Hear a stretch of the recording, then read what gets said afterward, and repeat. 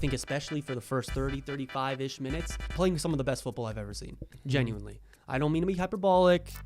The way that you just slap those guys around is insane. Your system and everything, To be fair, way you work as a unit, mental. The way you guys are talking, to play devil's advocate, you'd think that you guys won the game like 3-0 or something. It was a 1-0 game. It was a 1-0 game. Let's it could have not been, forget. let's be honest, it could have also been a 3-0 game.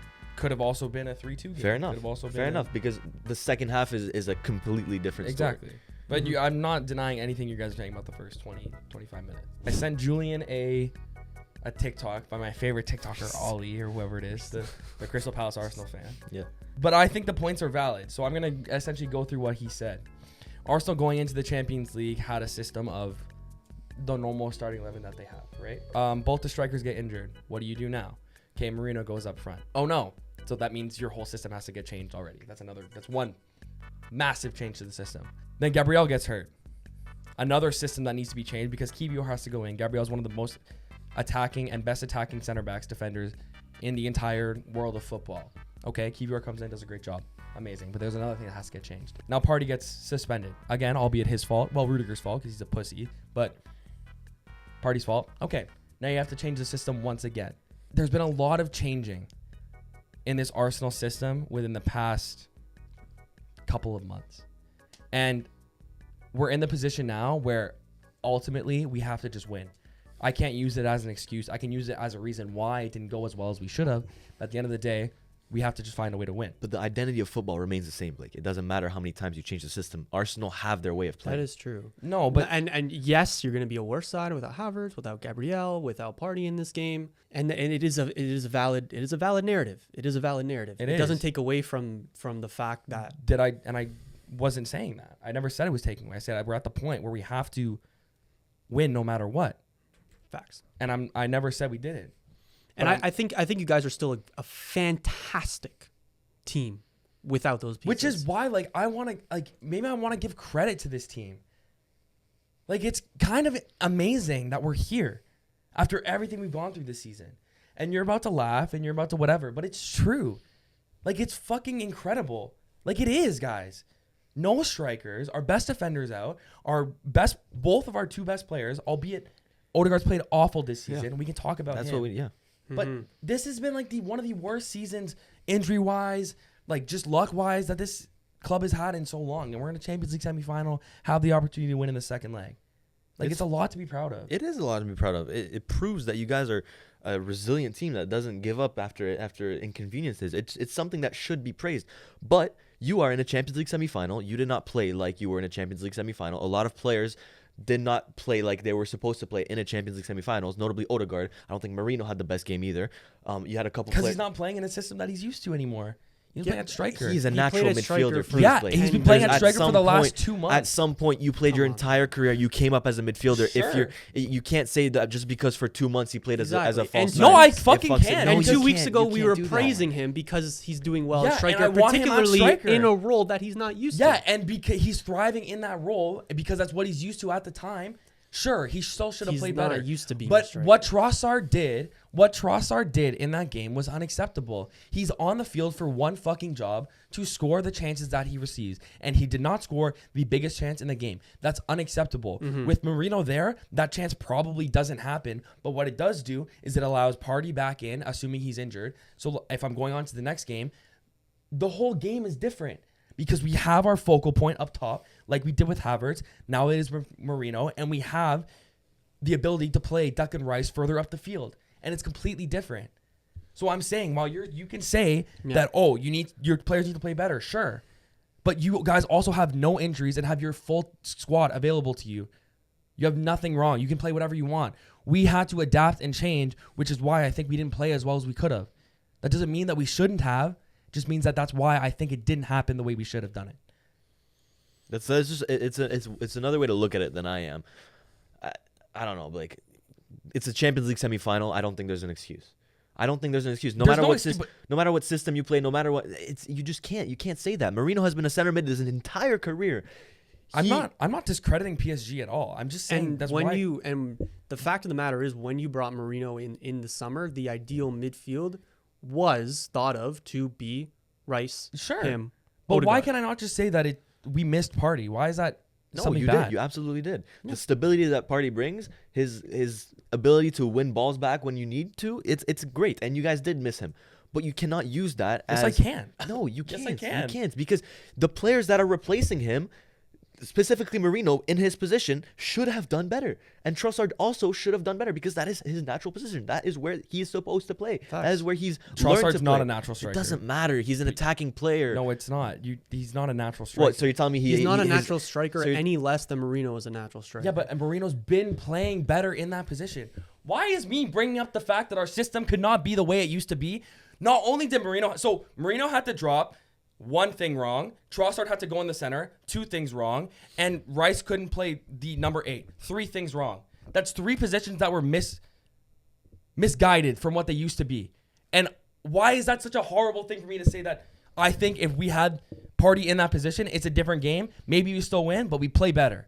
Why is that such a terrible thing to say? We're gonna PSG see. still fucking won. PSG still deserved to win. They finished their chances. They were better in the first half. Their goalie was better. Mm-hmm. Why can I not just say that the player that we missed had an effect on the game? Why is that so hard? Why is that so bad to say? Sure, it's an excuse. Whatever. You guys deserve to win.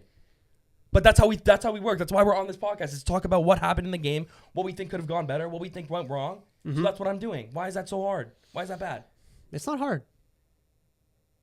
PSG deserved to win. You guys were better. Yeah. Your attacking players were better. Yeah. I'll say it 1,000,000 times. Yeah. But I don't think it's wrong of me to say that we missed Party and that 3 of our positions were mismanaged because of the injuries that we have and because of the suspension. Yes. But no excuses.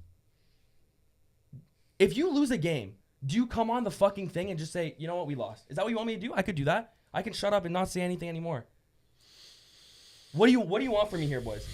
What do you want from me? Like, I'm mad we lost. I'm trying to conceptualize what we can do better and what would have happened if something is. That's why we have a podcast. I like that conversation. There's conversation.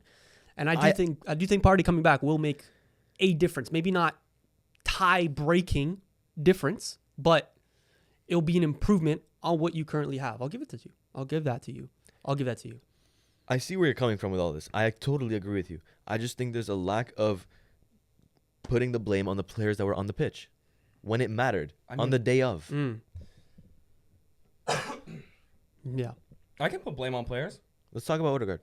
Yeah, he's awful. Awful. Do you think he was rushed too quickly back from his injury? Nope. No, you just think straight up he's awful? He's playing awful this season. He's a possession merchant, has no precision on his passes, does not know how to finish. He doesn't shoot when he should. He's awful. He's a shell of his former self, and that's a player that even with Party in, obviously did not do well enough, or would not have done well enough. And I don't think being I think he doesn't. I think he shies away in some of these big moments, as in he may not want to show for the ball as much. He may not have that confidence on the ball to, pirouette around players like we're used to seeing him do. He doesn't have. It seems like he doesn't have the same vision that he usually does. It just seems like he doesn't want to be there sometimes. And if you want to be winning these big trophies, you cannot have a player there in a pivotal position that has even that subconscious mentality. I'm sure in the dressing room, he's a fantastic character and he will be riled up and he will say all the right things. But when it's something that plays in the back of your mind, there's almost nothing you could do about it. And it comes in waves, like Kai Havertz, it comes in waves, the confidence and the subtle impacts it has on your performance on a micro macro scale. It comes in waves.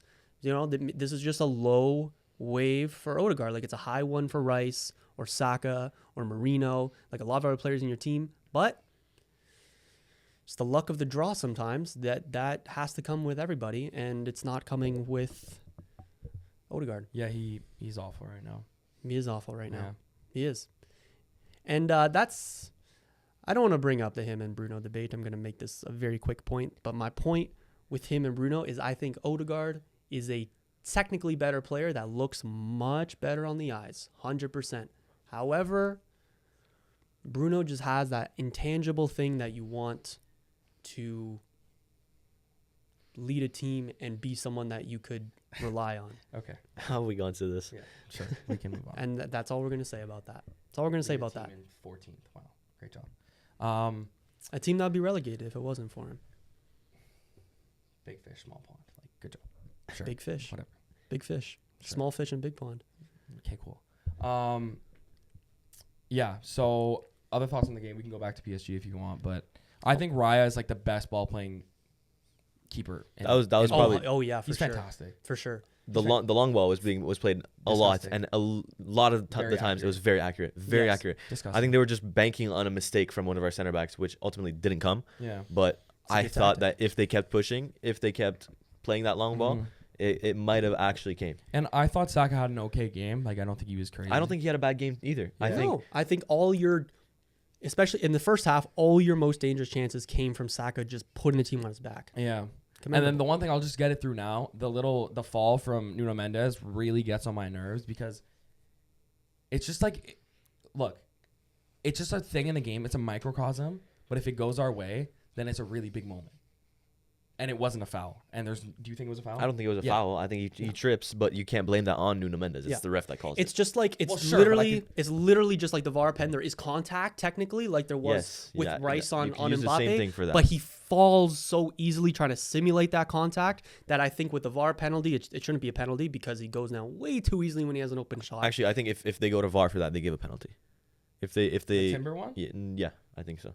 I mean, fair. I disagree. I think so. And then I think with Nuno Mendes, yes, there is a push on the back, but not enough to It make was him not. fall. It was more of like it was barely even a push. But Exactly. Yeah. It's normal contact in football. It's just frustrating. Like again, we can just move on from And it. that comes from Raya being very good with his Exactly. feet. And And it's just frustrating because it's a huge moment that could have changed the tide. And I do think it wrongfully went in favor of PSG. Whatever. Is there any other player? I want to give love to Donnarumma. Yeah, Yeah, go ahead.